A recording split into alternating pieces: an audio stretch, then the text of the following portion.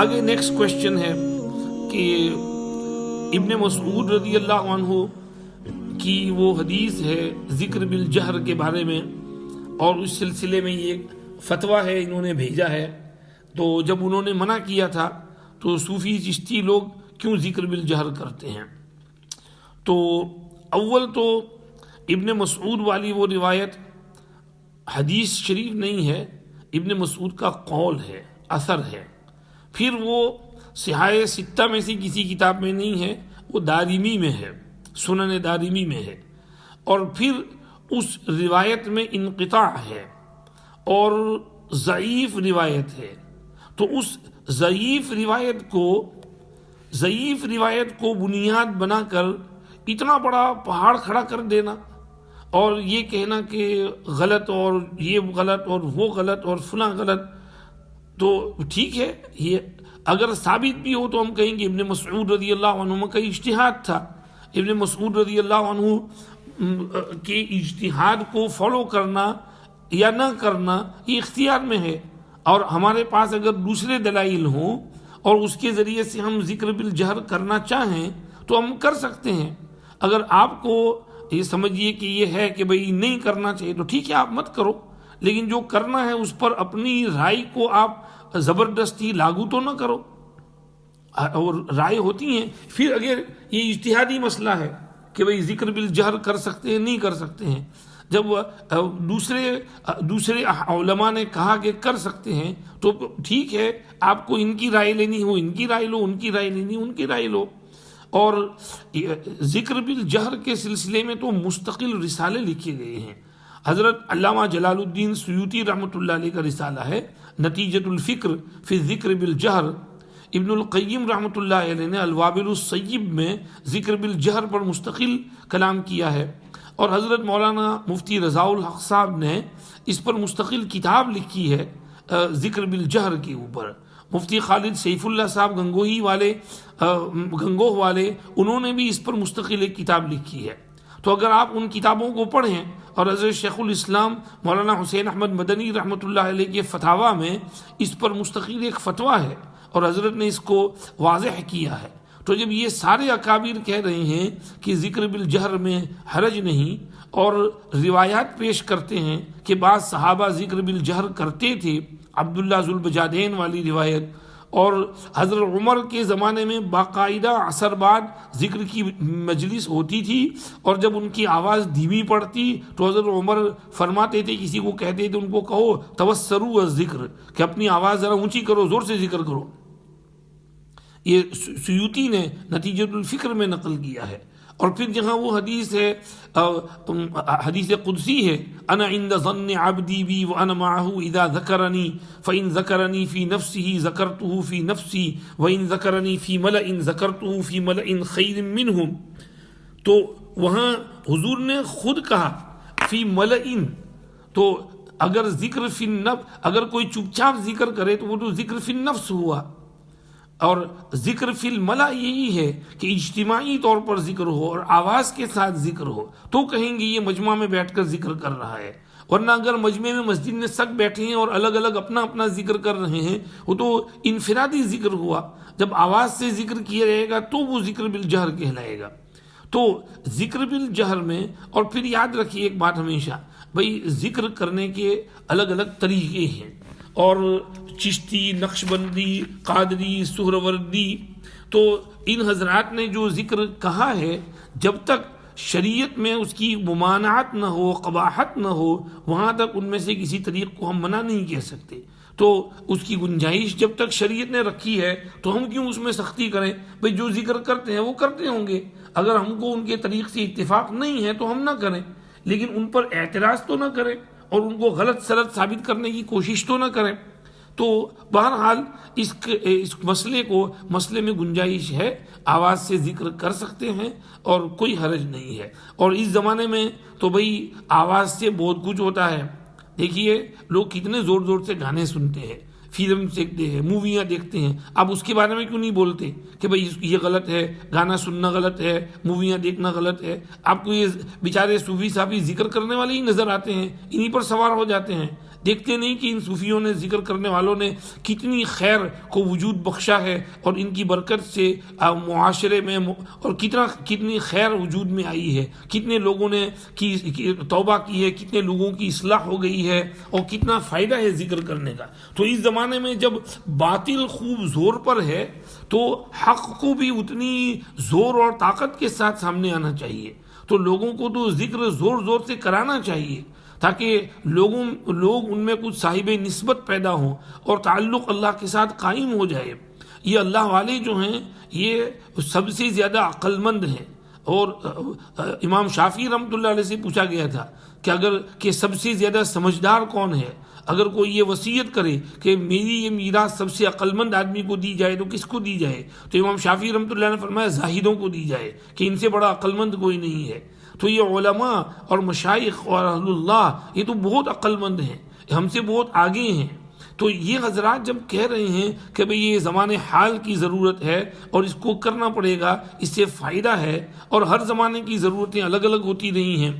ایک جگہ پر شرح مسلم میں علامہ ابی نے لکھا ہے کہ عز الدین ابن عبد السلام نے کہا کہ لوگ جس طرح فجور کی ایجاد کرتے ہیں تو اسی طرح سے اس کے مطابق فیصلے بھی کرنے پڑتے ہیں۔ تو حضرت امام شافعی رحمۃ اللہ علیہ نے فجر اور عصر کے بعد اپنے برابر والے سے مصافحہ کرنے کو جو کہا تو وہ اس لیے کہ لوگوں میں تہاجر اور تقاطع اور تدابر اور تحاسد بہت بڑھ گیا تھا۔ تو حضرت امام شافعی رحمۃ اللہ علیہ نے فرمایا کہ یہ اپنے برابر والے سے مصافحہ کر لیا کرو فجر عصر بعد تاکہ دل صاف رہے۔ تو چونکہ یہ ایک بیماری پیدا ہو گئی تھی تو اس کا علاج امام شافعی رحمۃ اللہ نے بتایا تھا۔ تو اس وقت قلوب پر ایک غفلت طاری ہے، تو اس غفلت کو دور کرنے کے لیے یہ صوفیاء کرام اللہ والے کہہ رہے ہیں کہ بھئی ذکر کرو، آواز کے ساتھ کرو۔ دیکھو ہمارے ایک دوست فٹ بال میچ دیکھنے جاتا تھا، میں نے اس کو کہا کہ یار تو فٹ بال دیکھنے جاتے ہیں تو یہ کیا فائدہ ہوتا ہے وہاں؟ کہنے لگا مولانا صاحب وہ فٹ بال گراؤنڈ میں جب انٹر ہوتے ہیں اور وہ شور جو مچ رہا ہوتا ہے تو وہ سارا گھر کا ٹینشن ختم ہو جاتا ہے، وہ بیوی کی کھچ کھچ کھچ جو گھر میں ہوتی ہے وہ بھی سب بھول جاتے ہیں، اور اتنا مزہ آتا ہے کہ جس کا کوئی حساب نہیں۔ تو فٹ بال والے جب جب شور مچاتے ہیں اور اس میں اتنی تاثیر ہے، تو اگر اللہ کا نام زور سے لیں گے اور اجتماعی طور پر، میں تو کہتا ہوں کہ قادری سلسلے میں اجتماعی ذکر ہے اور ایک آواز سے پوری مسجد ذکر کرے گی، تو بتاؤ قلب پر اس کی کتنی تاثیر ہوگی۔ شیخ نجم الدین الکیری رحمۃ اللہ علیہ نے کہا ہے کہ ذاکرین جو اکٹھے ذکر کریں اور الگ الگ ذکر کریں، اس کی مثال ایسی ہے کہ سمجھو ایک بہت بڑی چٹان ہے اور اس کو توڑنا ہے، تو اگر ایک آدمی کلاڑا لے کر کے اس کو توڑنے کی کوشش کرے گا تو بڑی دیر لگے گی اس کو توڑنے میں، لیکن بہت سے آدمی کلاڑے لے کر ایک ساتھ اگر لگ جائیں تو ذرا سی دیر میں اس چٹان کو ریت کر دیں گے اور توڑ تاڑ کے ختم کر دیں گے۔ اور تو آگے شیخ نجم الدین نے فرمایا کہ قلوب کا حال بھی ایسا ہی ہے کہ قلوب پتھر جیسے سخت ہو جاتے ہیں۔ قرآن نے کہا ہے ثم قست قلوبکم من بعد ذلک فہی کالحجارۃ او اشد قسوہ، کہ دل سخت ہو گئی، پتھر جیسے ہو گئی، پتھر سے زیادہ سخت ہو گئی۔ تو اللہ نے قلوب کو پتھر کی طرح سے کہا ہے کہ دل اتنے سخت ہو جاتے ہیں۔ اب اس سختی کو ختم کرنا اور اس کو دور کرنا یہ ذکر اللہ کے ذریعہ ہے۔ لِكُلِّ شَيْءٍ صِقَالَةٌ وَصِقَالَةُ الْقُلُوبِ ذِكْرُ اللَّهِ، ہر چیز کی ایک پالش ہوتی ہے اور دل کی پالش ذکر اللہ ہے۔ ان القلوب تصدع كما يصدع الحديد اذا اصابه الماء وان جلاءها ذکر اللہ، قلوب پر اس طرح زنگ اور رشک چڑھ جاتا ہے جیسے لوہے پر مسلسل پانی ٹپ ٹپ ٹپ ٹپ گرتا رہے تو زنگ چڑھ جاتا ہے، اور اس میں جو جلا آتا ہے وہ ذکر سے آتا ہے۔ دوسری روایت میں دو اور چیزیں بیان کی ہیں، موت کو یاد کرنے سے اور تلاوت کلام پاک سے آتا ہے۔ تو تین چیزیں ہو گئیں ٹوٹل، کہ ذکر، موت کو یاد کرنا اور تلاوت کلام پاک۔ تو اس سے یہ سمجھیے کہ وہ دل کی قساوت اور زنگ اور اس کی سختی ختم ہوتی ہے۔ تو شیخ نجم الدین نے اس لیے کہا کہ اجتماعی ذکر کرو، اس کی ضرب جب قلب پر پڑے گی تو اس سے وہ قلب کی جو سختی ہے وہ پارا پارا ہو جائے گی اور ریزہ ریزہ ہو جائے گی، اور قلب میں جو نرمی ہونی چاہیے وہ طاری ہوگی۔ تو اس لیے ذکر بالجہر کرایا جاتا ہے کہ دل سافٹ ہو جائے، نرم ہو جائے۔ دیکھیے اس زمانے میں دل کتنے سخت ہیں، لوگوں کو رونا ہی نہیں آتا۔ کون روتا ہے آج؟ خدا کے خوف سے کون روتا ہے؟ دعا میں کون روتا ہے؟ کس کے آنسو ٹپکتے ہیں؟ حالانکہ حدیث میں تو رونے کی تاکید آئی ہے، رو، اور رونا نہ آئے تو رونے کی شکل بناؤ۔ لیکن دل اتنے سخت ہو گئے ہیں کہ کسی کو رونے دھونے کی توفیق ہی نہیں ہوتی ہے۔ رمضان میں نہیں روتے ہیں، غیر رمضان میں کہاں روئیں گے؟ تو اس لیے دل کو نرم کرنے کے لیے یہ ذکر بالجہر کرنا بہت ضروری ہے، اور ذکر اگر اجتماعی ہو تو زیادہ فائدہ ہے۔ ہمارے حضرت مولانا عزیز الرحمان صاحب دامت برکاتہم مد فیض اللہ مراتبہم اسی لیے جگہ جگہ مجالس ذکر کراتے ہیں، اور اس میں جہری اجتماعی ذکر کراتے ہیں۔ اور حضرت نے ایک موقع پر فرمایا کہ ہمارے یہاں حضرت دین پوری رحمۃ اللہ علیہ تھے، ان کے یہاں ذکر کی مجلس ہوتی تھی، اور پھر وہ سڑک پر بھی جاتے تھے تو تسبیح لے کر زور زور سے اللہ اللہ اللہ اللہ اللہ اللہ کرتے کرتے چلتے تھے۔ تو کسی نے کہا حضرت یہ آپ باہر کیوں زور زور سے ذکر کرتے ہوئے چلتے ہیں؟ تو فرمایا کہ تو ذکر تو مجلس میں کرنے کا ہوتا ہے، سیریس ہو کر کے کرنے کا ہوتا ہے، گھر میں بیٹھ کر کے مجلس میں بیٹھ کے کرنے کا ہوتا ہے۔ فرمایا بھائی دیکھو، ایک تو ہوتا ہے اپنی دکان میں بیٹھ کر کے وہ آنے والے گاہک کو سامان بیچنے والا، اور دوسرا ہوتا ہے وہ سامان کو سڑک پر لے کر کے چلنے والا اور اعلان کرنے والا کہ بھئی یہ سامان ہے۔ جیسے بعض لوگ وہاں اپنا سامان لے کر کے ٹیک اوے کے باہر کھڑے ہوتے ہیں، شور مچاتے، آواز لگاتے ہیں، آ جاؤ جی بریانی کھا لو، کباب کھا لو، یہ کھا لو، وہ کھا لو، اور اس طرح۔ اور سبزی بھاجی والے اناؤنس کرتے ہیں، لو جی بھاجی لے لو، اور گاؤں میں آ کر کے گھومتے ہیں، لو جی آ گئی سبزی، آ گئی نیوٹا، آ گئی مچھلی، آ گئی گوشت، آ گیا قیمہ، آ گیا۔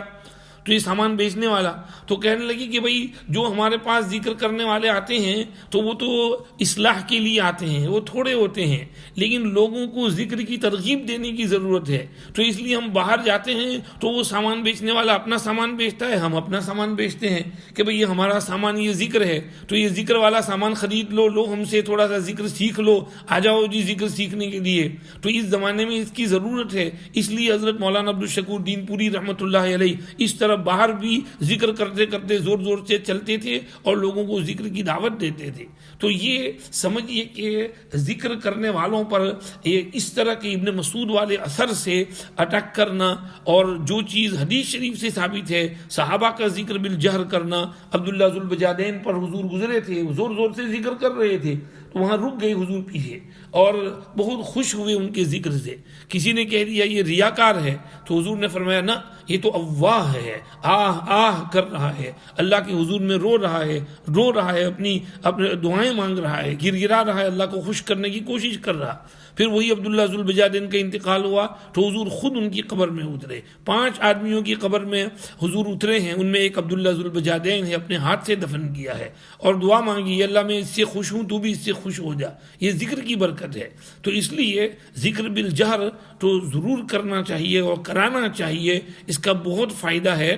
اگر آپ کو نہیں کرنا ہے تو آپ مت کرو، کوئی نہیں ہے، کوئی فرض نہیں ہے، کوئی واجب نہیں ہے، ایک مستحب عمل ہے۔ تو جو کر رہے ہیں ان کو کرنے دو، ان پر